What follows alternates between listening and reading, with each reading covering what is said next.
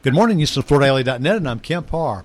This morning, my guest is Geoff Gordon, who's the Executive Director with the Fuse Alliance. Jeff, how you doing? I'm doing great today, Kemp. Thanks. You've agreed to be my correspondent. You're in Las Vegas at the Hospitality Design Show, which is normally in May, and here we are in August, and they're having the show. Let's get to that in a minute.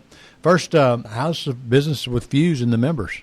We just got our hard numbers in for the first 2 quarters, so the first half of the year, and I've been amazed at how well we're doing considering all the headwinds we're facing. For the first half of the year, we're up 11% versus the same period in 2020, but more importantly, we're only down 1% versus 2019, and we're pretty much to a point we're throwing out the 2020 numbers. Yeah. You know, they're almost irrelevant. Right. The way we're tracking now, looking at third quarter and then into fourth quarter, we're going to finish the year up over 2019, which if somebody had asked me that 6 months ago, I would have said there was no way. Mm-hmm. So we're very optimistic. Which sectors do you think are performing the best? You know, the multifamily, as you know, is still very strong. Healthcare is very strong.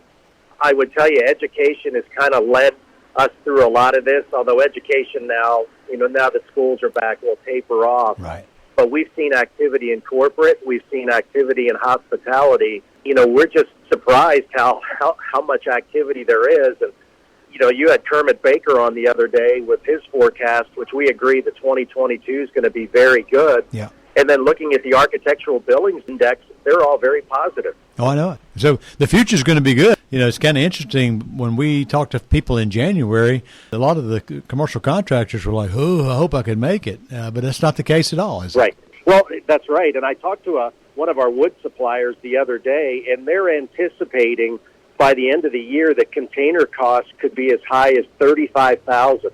Ooh. And I've heard numbers lately of $20,000 to $25,000, but I'm hearing now that that's not the end of it. So one of our biggest challenges, I mean, delivery is a challenge. You know, you've heard of all the delays and everything, and, but really our biggest challenge has been pricing because it continues to escalate. There's going to be more price increases at the end of the year. In general contractors, we can only push so far for help, and we're trying to limit the amount of time our proposal is good for. But I will say the suppliers have done a very good job of holding pricing when they can, which is, you know, working well for us. I will say the one dilemma we have now is a lot of our customers are asking us to go ahead and purchase the material, and we can invoice them, and they'll pay us for it. But we're running out of warehousing space. So, like, my numbers track paid invoices.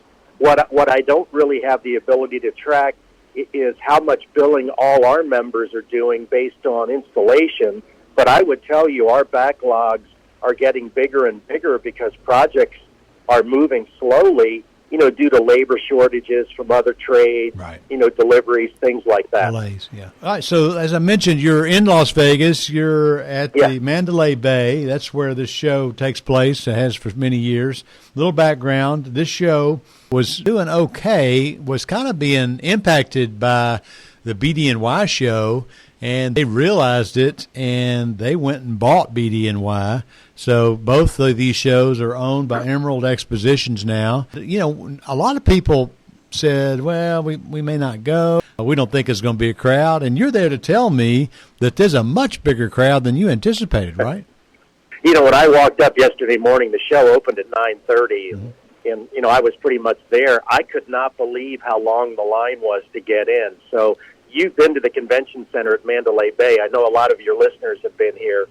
In the line was the entire corridor and then wrapped around once. I don't know how many people that translates into, but I've never seen anything like it. So I would say two things, that the show planners probably didn't anticipate that kind of turnout, and it's possible, too, maybe they couldn't get enough labor to handle. It's basically a scan system to get in, and maybe they needed more scanners and couldn't find the people to do it.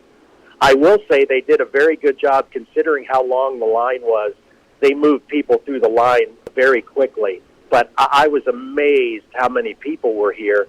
I would also add, Kemp, I was considering canceling because I was here 2 months ago for the Surfaces show, and we didn't need to wear masks then. Right. Well, now the state of Nevada is requiring it, and everybody had a mask on. It didn't seem to be a deterrent at all. And like I said, the turnout was very robust. Yeah. Now, let's ground ourselves here a minute. We're talking about the hospitality sector. That's what this show's focused on. If you step back and you think about the sectors that are not performing, it's the retail and hospitality because, it's been impacted by people going in stores and staying in hotels. Right. You're actually kind of surprising me with this. So the crowd's big. When it comes to floor covering exhibitors, tell us about that. There weren't that many floor covering exhibitors, so I was a little taken aback by that. I will say the show itself, I don't know what the square footage is compared to what it normally is.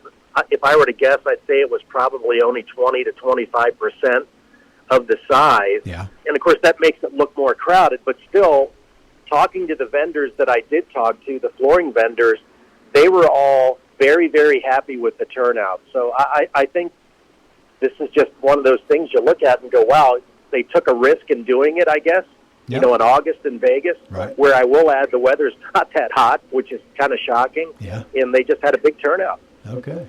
So you were telling me when you start thinking about surface type, some of the largest group of exhibitors are from the ceramic side. Correct. Really only one carpet vendor here, and I'm talking about the major suppliers, right. So no offense to a smaller supplier, right. But, Durkin was here, yeah. But it was primarily in the flooring sector, ceramic tile companies, and all the majors are here. Uh-huh.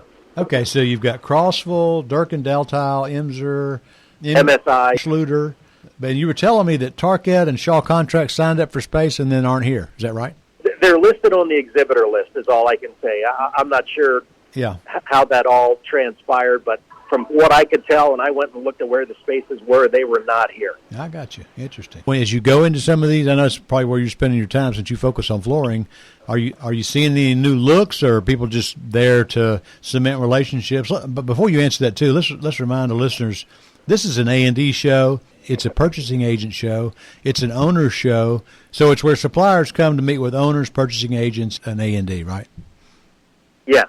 And I actually was having dinner last night and ran into a hotel developer that was saying that from his perspective, he didn't see as many designers, but he saw a lot of owner-developers, and he thought for himself personally, the show was, definitely worth it.